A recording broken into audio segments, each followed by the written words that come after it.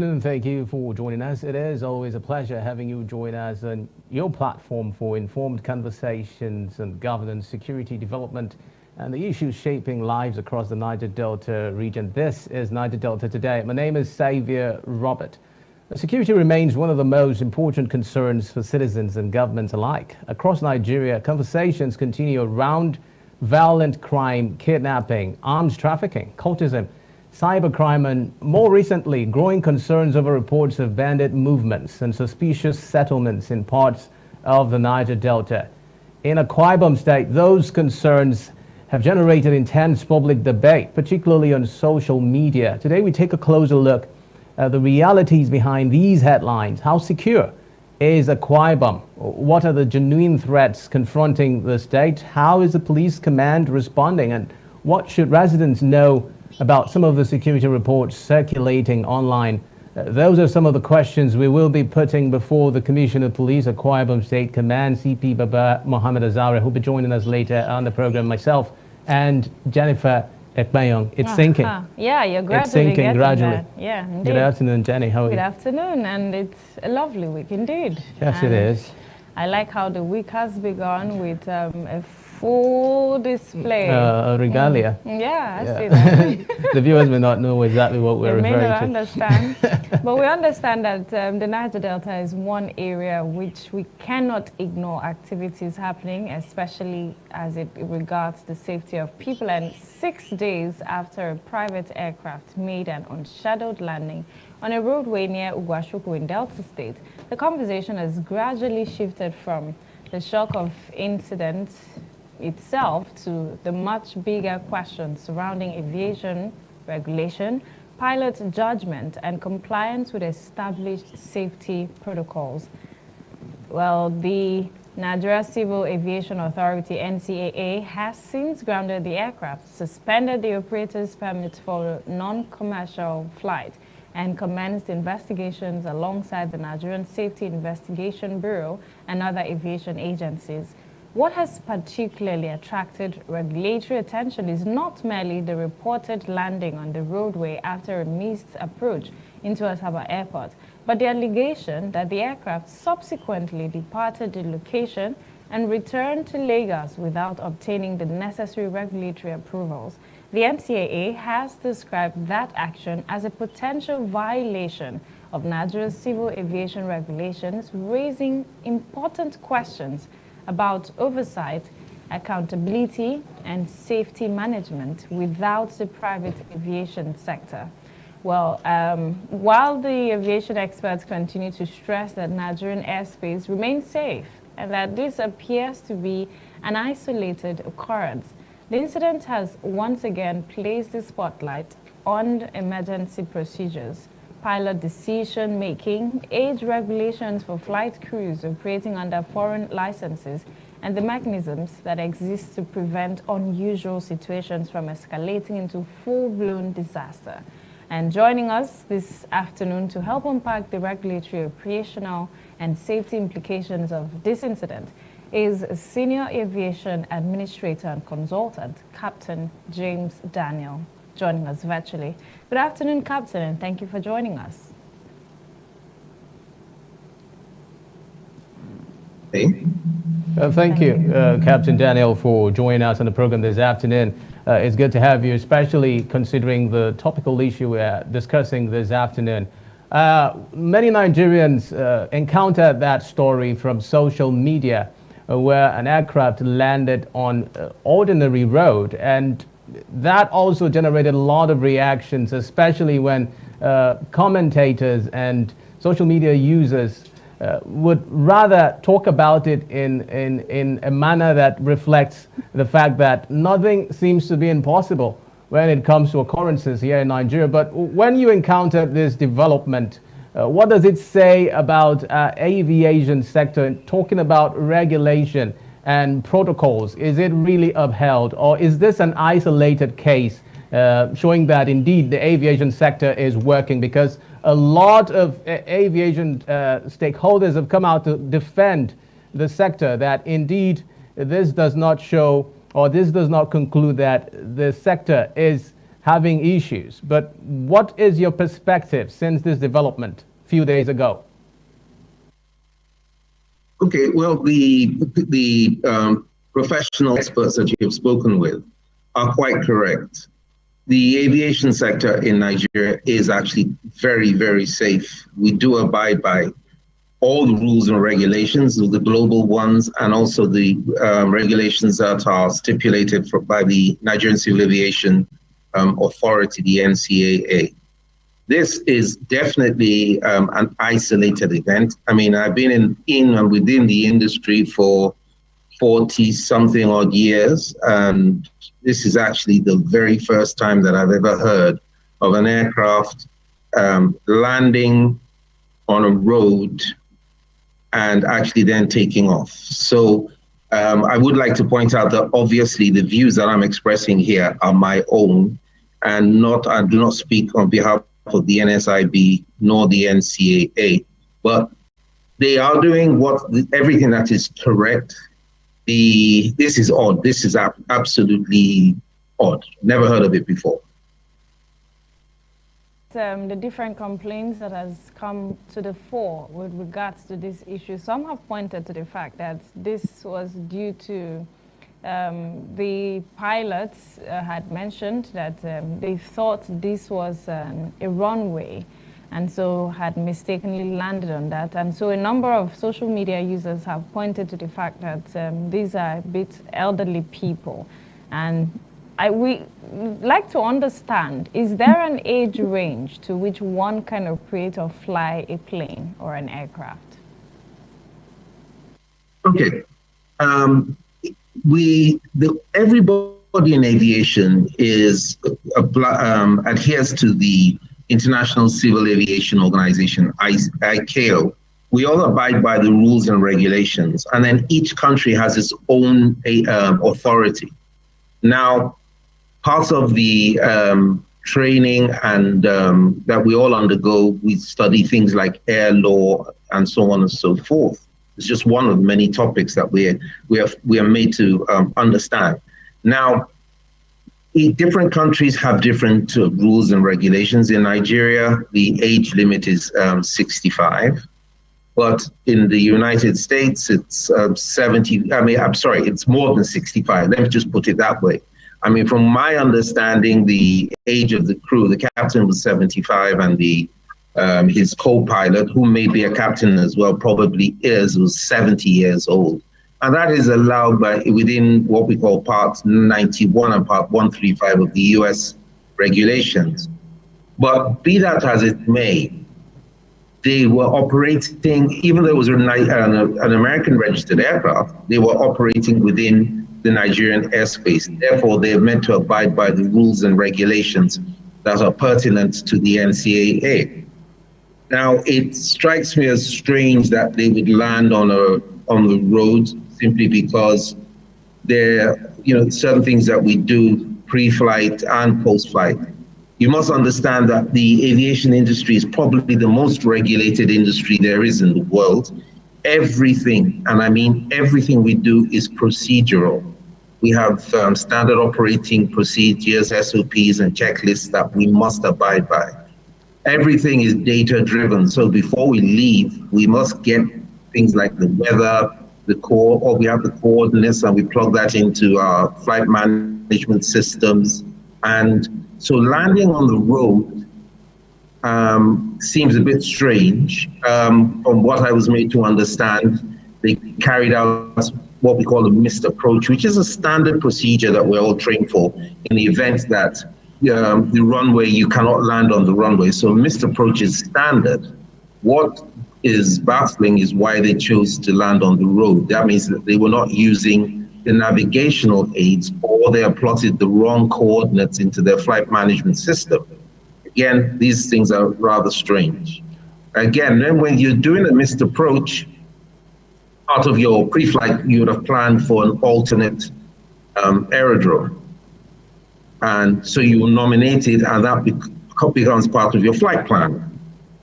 So what airport was designated as the alternate, and you should have gone to the alternate, or if you could not land at your destination, then you should have come back to Lagos. or wherever you departed from, I should say, because I'm not sure if it was Lagos.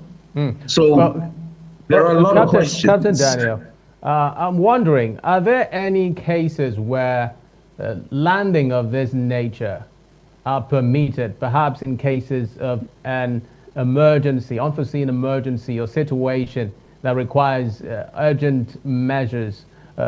Can this measure be applied? And yes, we know that the NCAA has begun an investigation into the matter. What do you hope to see in the coming days as they look into this matter? Well, I mean, the outcome is vitally important. But yes, in the event of an emergency, if it's a life or death situation, and you do see somewhere that you think you can land safely, because as I said, the first thing, our first and foremost, aviation is about safety. Everything we do is references safety. So in the event of a life and death situation, you would land, if you found a road and you thought you could make the landing and that would save lives, then okay, yeah, we'll take that option. But the one thing we wouldn't do is after we have landed is then decide to take off again, because there are so many inherent risks to that takeoff, especially as we do not know the situation of the road. You know, is there foreign object debris on the road?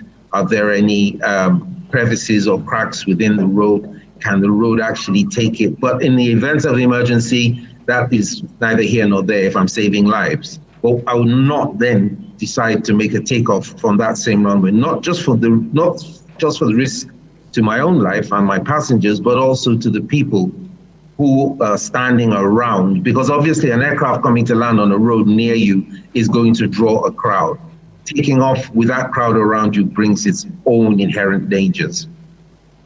Well, what would you urge the NCAA in the course of this investigation? What would you urge them to do? And also, what measures should be put in place to ensure that even private operators can abide by the regulations of the aviation sector? All the rules and regulations are there. I mean, we have a very well-trained workforce. We recently passed one of the most stringent audits that aviation has, and we got a very, very, very high rating for it. So all of the modalities are in place. As I said, this is an anomaly.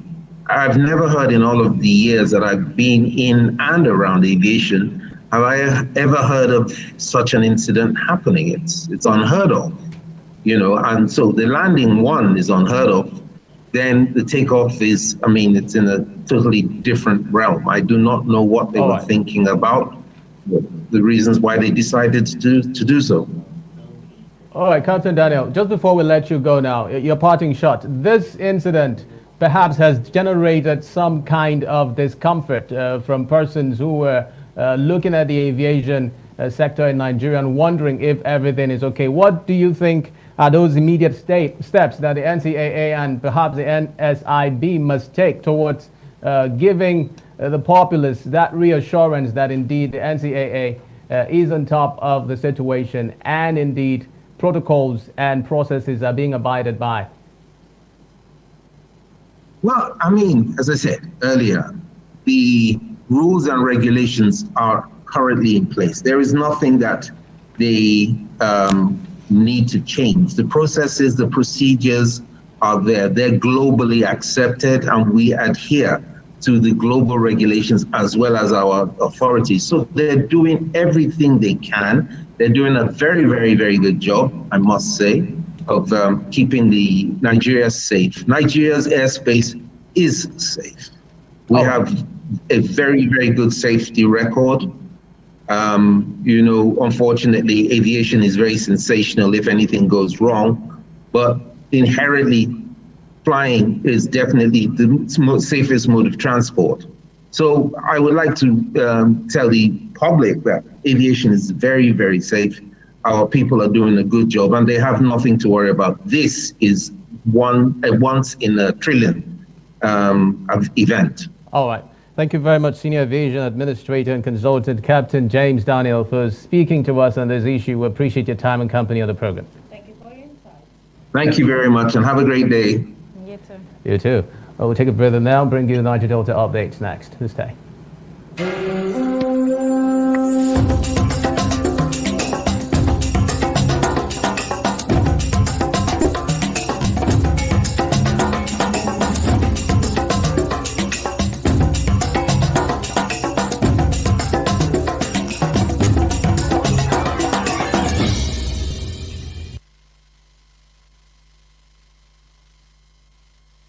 First, the Niger Delta update. The Nigerian Content Development and Monitoring Board, NCDMB, has reaffirmed that the Nigerian Oil and Gas Park Scheme, NOGAPS, at MAL-1 in Obia local government area of Bayelsa State will become operational by the fourth quarter of 2026. Towards the target date, the NCDMB is set to install a 2.5 megawatt compressed natural gas CNG power plant at the park.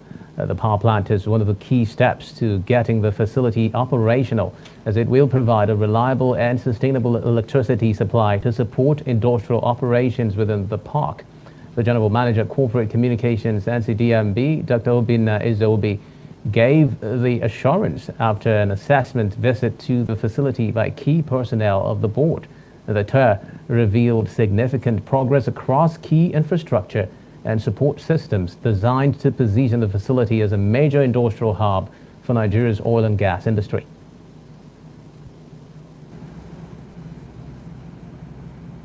Away from that, Edo State Governor Monday Paulo has condemned the reported kidnapping of a woman at a vegetable market along Airport Road in Benin City, describing the incident as unacceptable and a threat to the safety of residents. In a statement issued by his media aide Patrick Egbojele, the governor directed the State Commissioner of Police to immediately commence a thorough investigation to rescue the victim and bring the perpetrators to justice. Governor Paulo warned that his administration would not tolerate any act capable of undermining public safety, security, and peace in Edo State.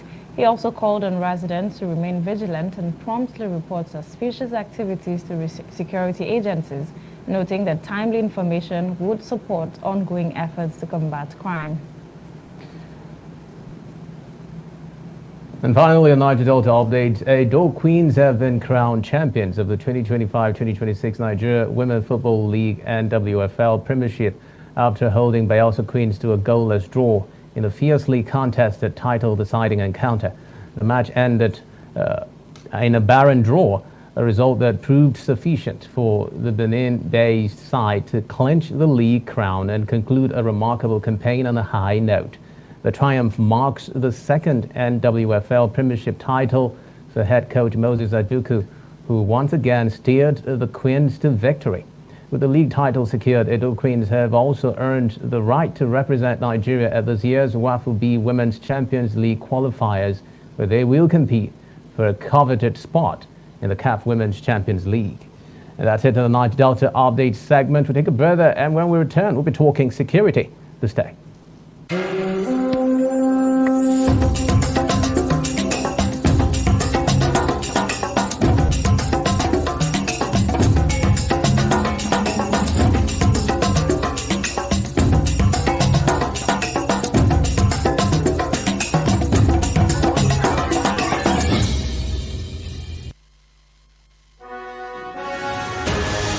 The global business is never static. Watch the market report on ADBN TV for business information, latest happening business deals, government economic policies, stock, crude oil and commodity trading, financial upstick and downstick, and the world of organized private sector. The market report showing on ADBN TV 1 to 2 p.m. Monday to Friday. The market report bringing you up to speed in the business world.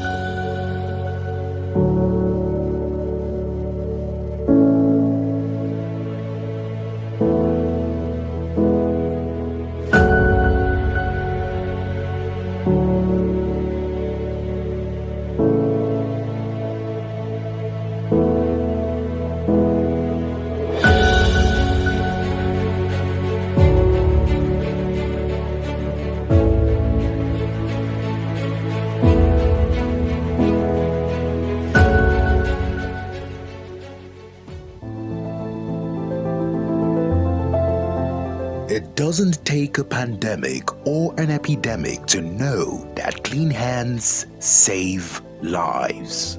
Hand washing is essential anytime, anywhere to protect your health. So keep washing your hands, not just when they're dirty, but even on the go. Stay safe, stay healthy, keep your hands clean. Do you know what gamalin 20 is?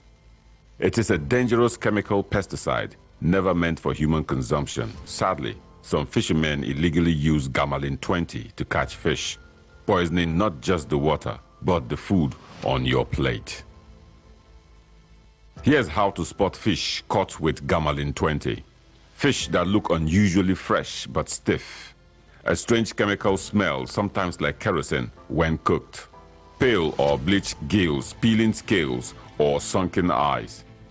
Eating such fish can cause nausea, vomiting, and even damage your liver and kidneys. In severe cases, it can lead to life-threatening health complications. Remember, using gamalin 20 for fishing is a crime. It harms people, rivers, and marine life. Protect your health. Buy fish only from trusted sellers. Report suspicious fishing practices to the authorities. Together, let's keep our waters safe and our meals healthy.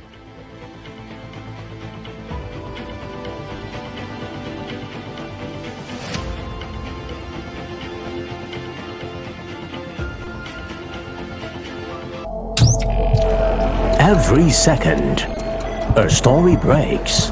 President Bola Ahmed Tinubu has formally presented the 2026 appropriation bill to the National Assembly. The nation reacts.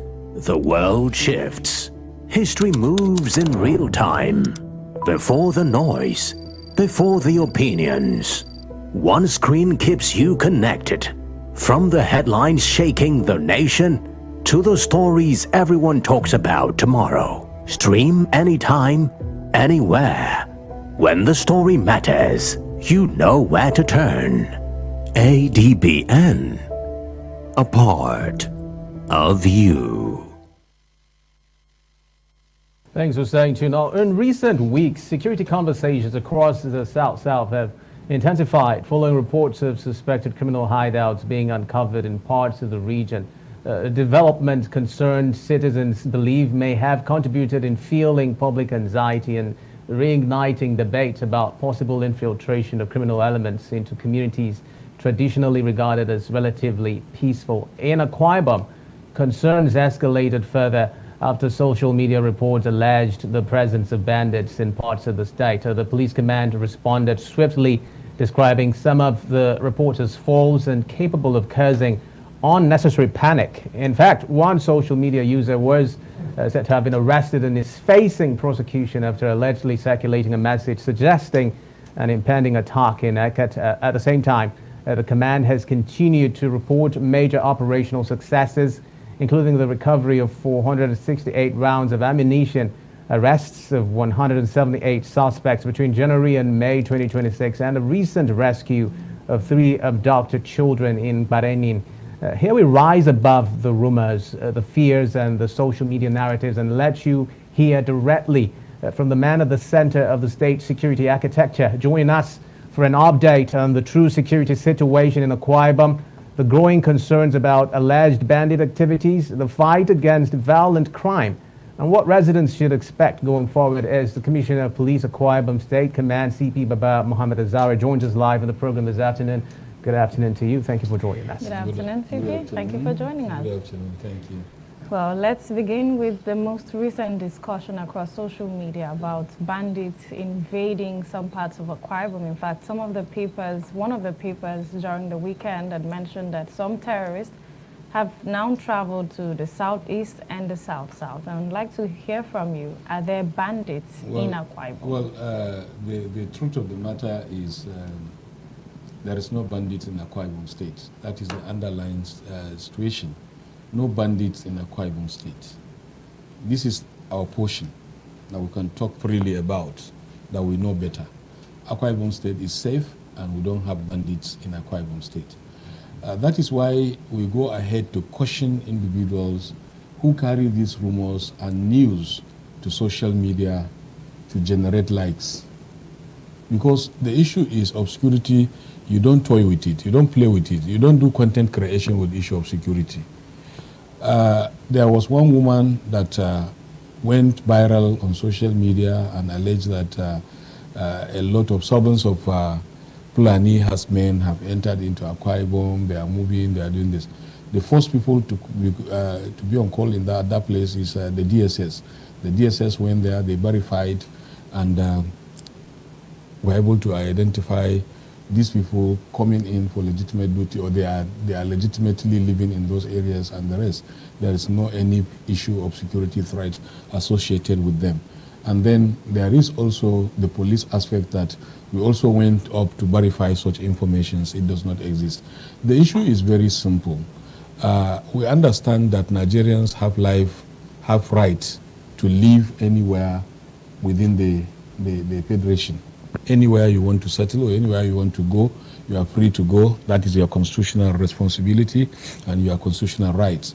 However, if you are found to breach these protocols, that is, there is security breach while you are staying, or you are a criminal while you stay in a particular environment, your right to such liberty is removed and you can be arrested and prosecuted.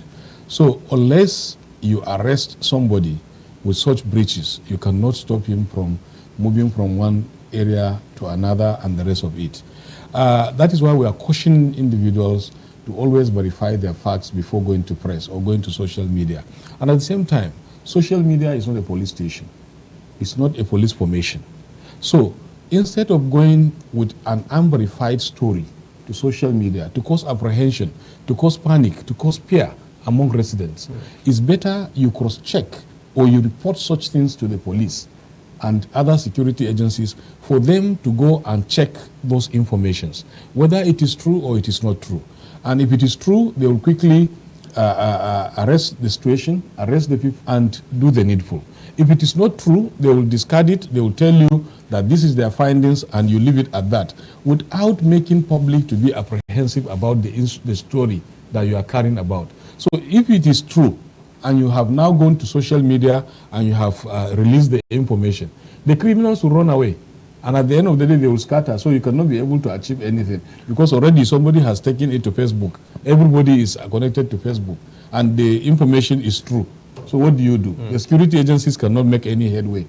But if you now report earlier or initially to police, and the police now goes to that particular area where you are alleging that you have seen this, you have seen that, at the end of the day, the police will be able to make progress by arresting those hoodlums and making them to face the law. So it is better people should always report to the police than going to social media to make a report. Because this woman that made this viral video, her house or her shop is a stone throw to police station.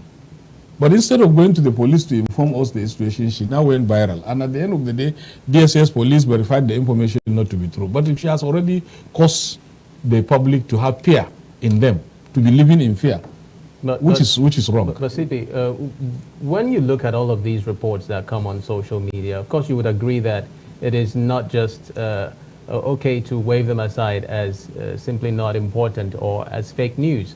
How much of work does the police force do in terms of verifying that these claims that is why we need the information firsthand. Come to us when you hear or you see. Come to us. Let us know that this is the information or this is the story at your hand, at your disposal. Then we will be able to now go and check, verify it. If it is true, you have succeeded in giving us a credible information, then we nip it on the bud immediately. But if you now go to social media, you have already leaked the story. You have already leaked the information. So the criminals will also... Is that a security breach? Yes, it's a security breach of itself, because the criminals will run away.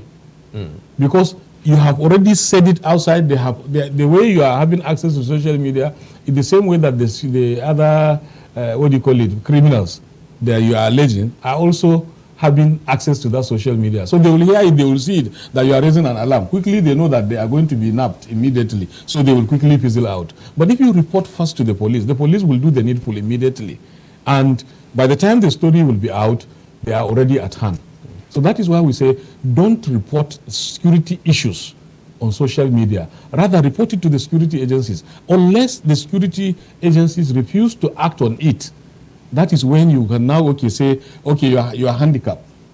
You have reported, they refuse to respond to it, so that is why you went to social media. But if you just have an information that you saw a group of people that they looks criminal, and you just go to social media, there is no way security will go to that area once they are criminals.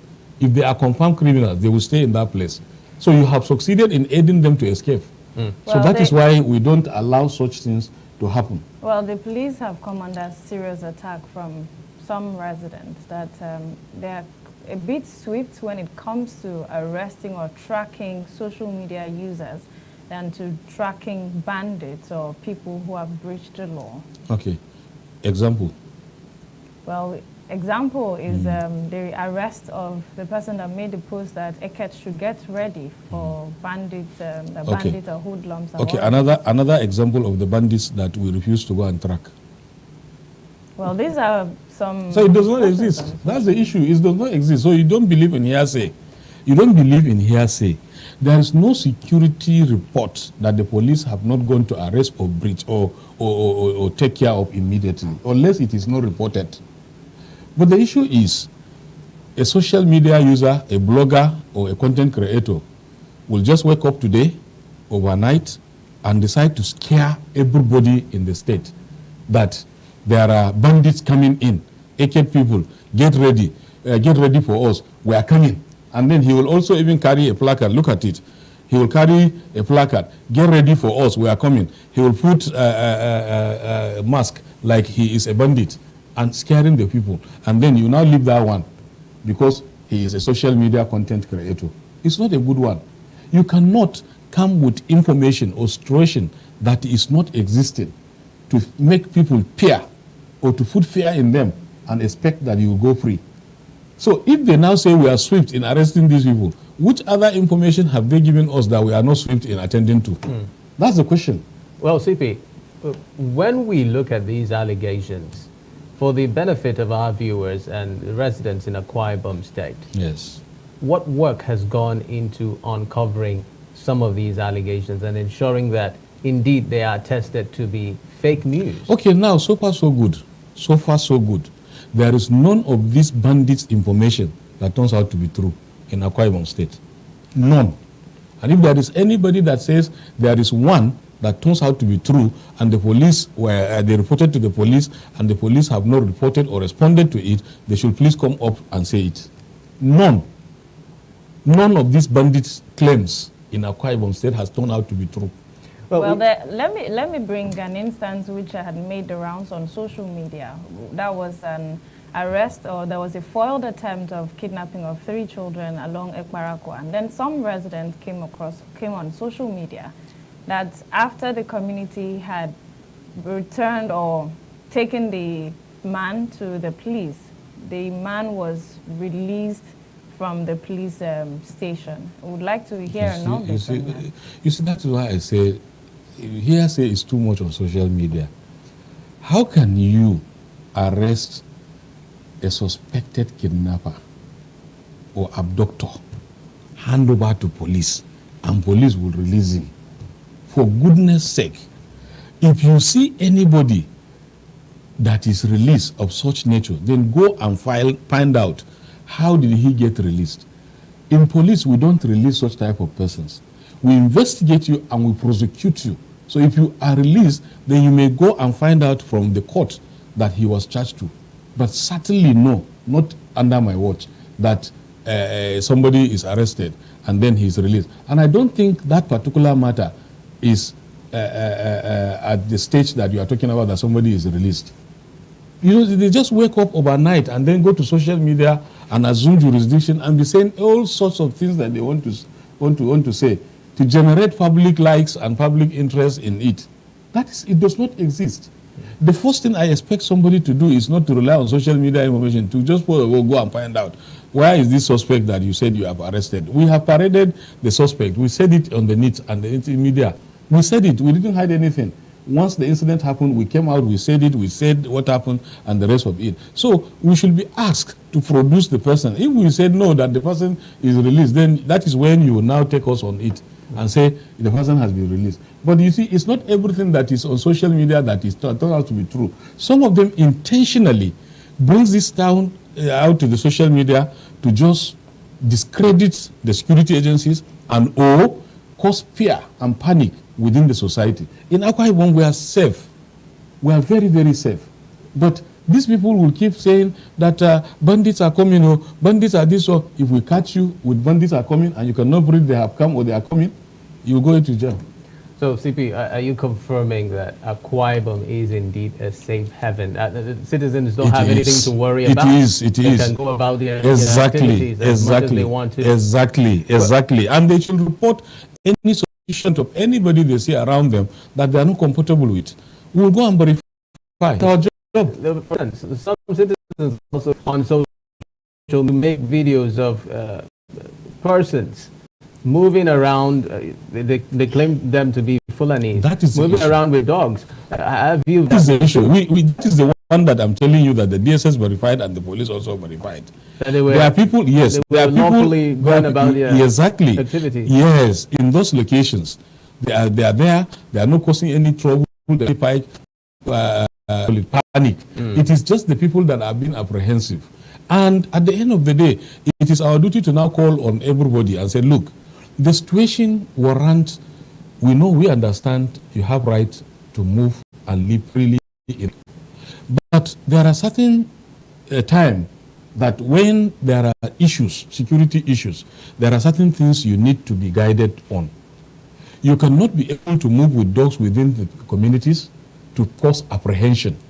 You cannot be able to do this, and then it will cause panic among the people. That is wrong. So you regulate such things. But unless you arrest somebody with evidence to show that he is a bandit or he's a terrorist or he has come to create problem, you cannot be able to sanction such a person. But what's the police doing behind the scenes just to ensure that these persons that citizens are apprehensive about settling in different places? Everybody is on check. Everybody is on check.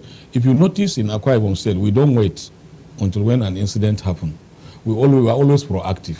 We are always preventive. We take the word to them. We go to where they are and check, arrest these criminals. Almost on a daily basis, you see us sending release out. We have arrested this one with arms, ammunitions. We have arrested this one with Indian hemp. We have arrested this one with machete. We have arrested this one with... That is what makes Akwa Ibom to be safe. Akwa Ibom State to be safe. Because without such a fight, getting to the criminals, you will not be able to get such activities. They will have been attacking individuals here and there, and you'll be hearing a lot of issues arising from there. So the people now that are trying to give us problem are these content creators people and these bloggers and these social media users that are peddling rumors and lies for people to just follow them in their pages and the rest. And that is why we said, whatever, I keep saying it here, the cybercrime law is effective. Anything you use social media with, ensure it is factual. Ensure it is factual. If it is not factual, you do it, and people, you created panic among and apprehension among the citizens. You have done wrong. You can't do that. Because you cannot just carry you see it on the social media, just like you are saying you saw it on social media, then you now go and rebroadcast it. You and the person, you are all liable. Because you are creating something that does not exist, and you are broadcasting something that does not exist to cause panic, to cause fear among society. These are our problem now. We are in safe environment, and they are now trying to make the environment not free for people to live and go about their local businesses. That is the crime. Well, one area people have always been concerned about is protection of whistleblowers. How protected are whistleblowers when they provide credible intelligence? But you have never heard of any whistleblower in Akwa Ibom State that his identity was revealed. We in Akwa Ibom State Police Command and other security agencies, we ensure that whenever we have information, we treat it discreetly and ensure that you are not out. for people to know that you are the one who comes up with this information. Rather, it is now themselves, by themselves, that carry themselves and go to social media and expose themselves, that they are the whistleblowers of such type of story. Well, because if you come to the police, you are safe. But if you go to social media, you are not safe, because you are the one who blow it. Everybody knows you. Everybody knows your page. Some of them even knows your house and the rest. So why are you doing this? Well, it's risky.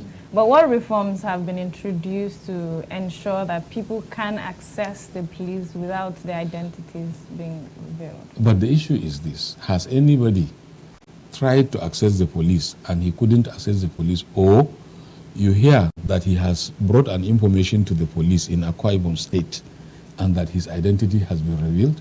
Certainly no. Certainly no. This issue has been on and on for decades. And we keep telling them that, look, if you have information, is it now better than to go to Facebook and say it and expose yourself, expose your family, expose everybody, than to come to the police station and report that this is what you hear or this is what you heard? I think people should begin to sift between reality and fiction. All right. Well, CP, talking about Akwa Ibom sharing boundaries with different states of the Niger Delta and even international maritime routes, security experts have come to say that perhaps one of the most challenging tasks of policing is ensuring that the borders are well checked. Is that part of the serious work that your command is doing? Yes, I want to give kudos and credit to His Excellency, the Governor of Akwa Ibom State. He's always concerned about the borders security and the waterways security. He has been improving on it. He has directed that we fortify all the border towns and pledge to give us all the things we require as far as the fortification of these border towns, border security is concerned. So far so good. We don't have challenges over there. We are manning them and we are still trying to improve on such situations to ensure that we are safe. Well, there was a recent rescue. I hope it's not in social media. No, okay. This one was confirmed by you. Okay. Recent rescue of some kidnapped victims along the waterways, and yes. Kudos to the police. But we also would like to hear, were there some arrests made during that rescue? I think the case is still under investigations. I will find out for you what is the level of the investigation so far conducted, and I will let you know. All right, Sivi. Well, let's quickly talk about your sensitization tour to Eket Senatorial District and indeed to your senatorial district. We saw the police there, and we're wondering, what was this sensitization about? If you want to bring us up to speed with that particular... Yes, the sensitization is directed by the Inspector General of Police to ensure that we get close to communities and communities get close to the police, so that by the time you get close to yourselves, you'll find out that you have a lot of information that you'll be getting that will help you police the communities very well. And the communities will also understand the police work very well, especially this type of issues that we are saying. And also to sensitize people that there are some people that are just there giving misinformation. They call themselves content creators. Like this, I will mention this local man. Now, he has been on social media for the first weeks trying to castigate the police of their own activities, especially in government house. He's saying the CSO to the governor is not doing well. She's not supposed to be there because she's not an indigene. She's not this, she's not that. And that even the last one he did that so one woman died in government house. They couldn't bury her because she didn't tell the governor that the woman, police woman died in government house to do these things. All these are lies. Why sitting down at the comfort of your zone and say lies that does not exist? One thing that we should understand is a police officer, once you are recruited into the police, you are recruited for 774 local government of posting and transfer. 36 states of the Federation of postings and transfer. This is the policeman likes life. Then it is fortunate you find yourself as chief security officer to the governor. What is your responsibility? Your responsibility is to ensure you coordinate the security of the governor and ensure that nothing at all come close to him that will harm him or harm his own immediate family. That is your job as chief security officer of the governor. Now, this lady was picked to be the chief security officer of the governor, irrespective of where she comes from, whether from the state or from outside the state, as far as she is a policeman. She's a policewoman. So that is why that job was given to her. Well, people should also stop mingling what is law, what is the provision of the law, and what is their own imagination or expectations together. Yes, it is compassionate if you are working with your principal and you lost one of your own officers to inform him that you lost one of your officers. It is not her job. Her primary job is to secure the governor. But it is her own job that if somebody dies within her own staff, to inform the commissioner of police. Sir, in writing, signal that we have lost this person. And the police have their procedure of informing their headquarters and their own.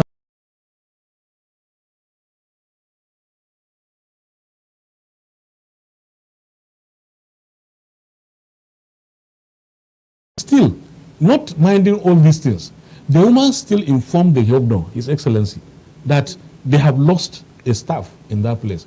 His Excellency has approved the sum of 10 million naira, which I am aware, to the family of that woman, and also directed for a building of a compassionate house, which has even gone beyond a certain level. But this man now coming to call himself local man, and he's now coming to confuse the whole thing, mix up the whole facts, and is presenting it to members of the public, lying against the system and the situations.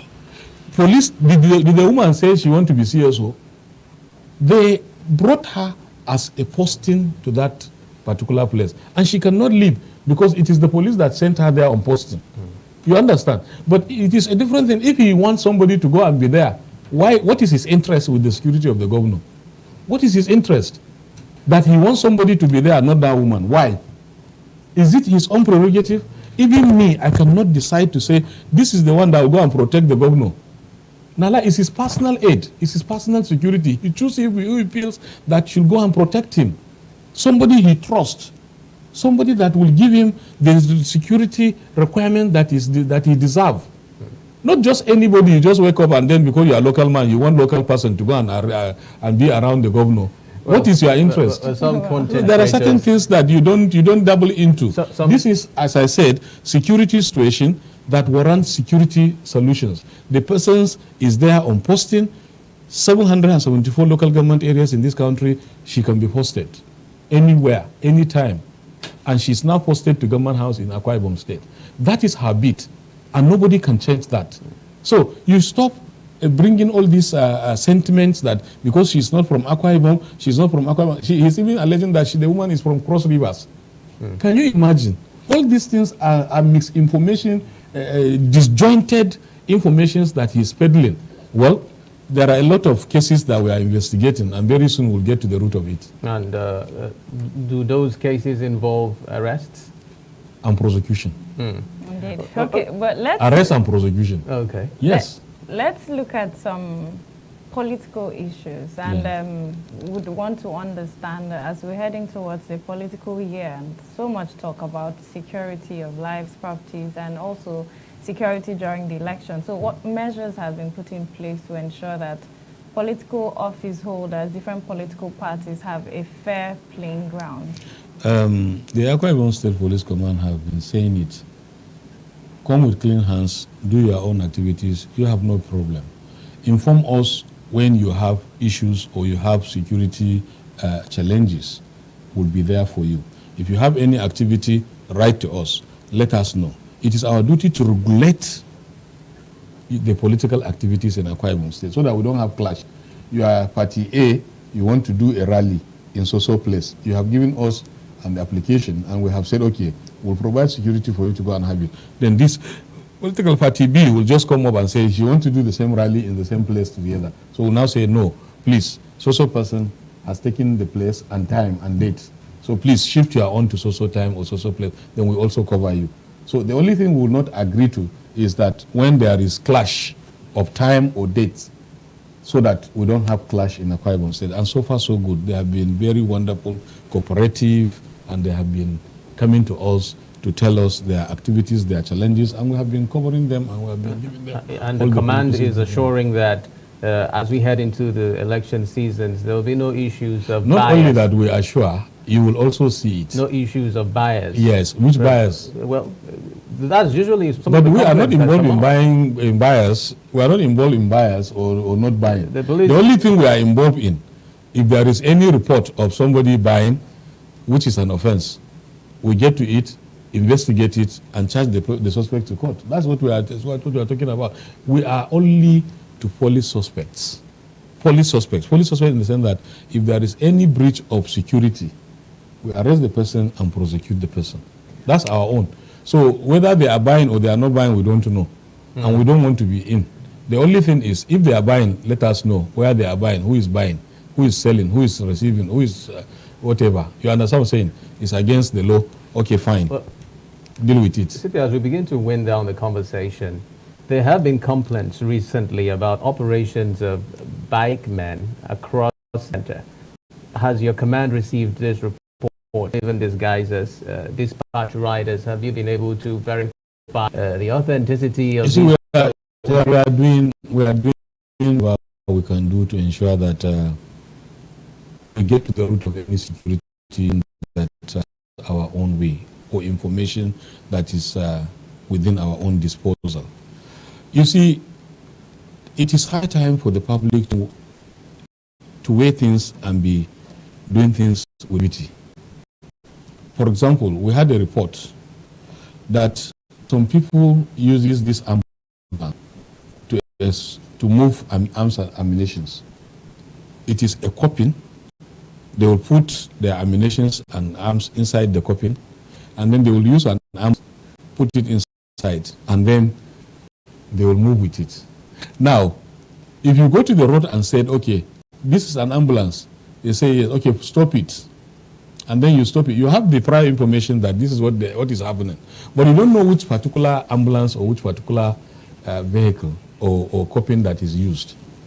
That means you must check each of the ambulances that moves around and the rest. So once you start stopping and say, okay, let me check this coffin inside, they will start hollering, police, they are now even checking cops, or it is cops, so they will start hollering. Why are you? They are thinking that it is immoral to stop the movement of a corpse or to check cops or whatever. But meanwhile, your intent is not to check for cops.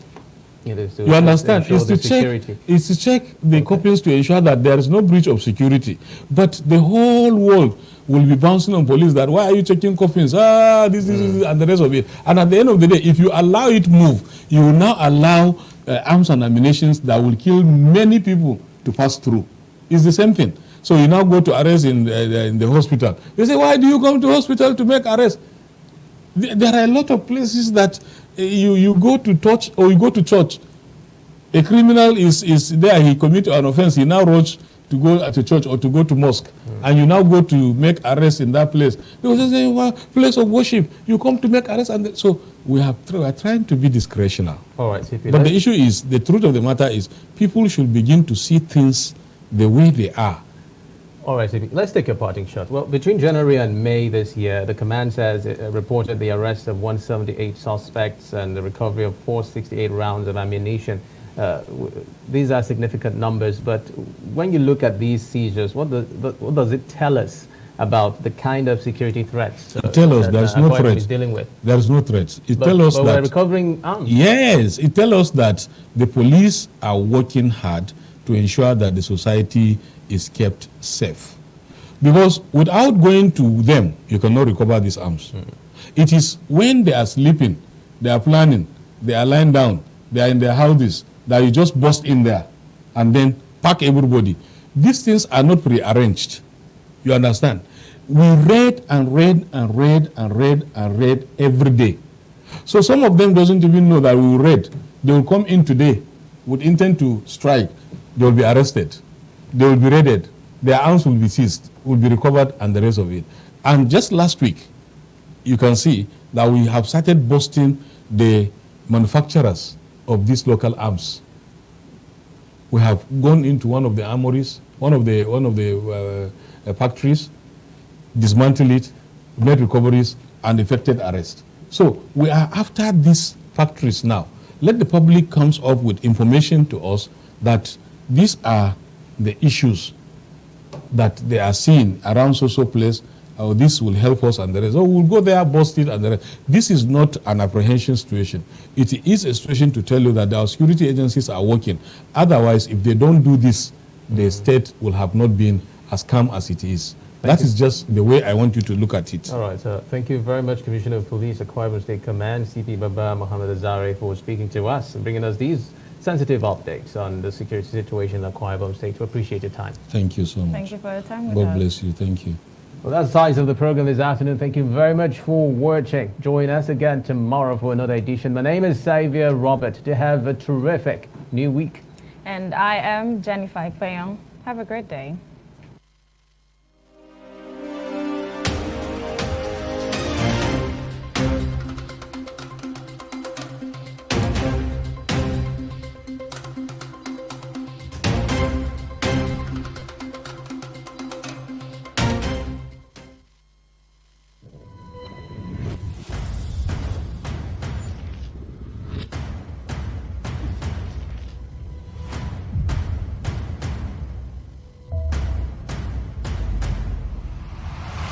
ADBN. Advocate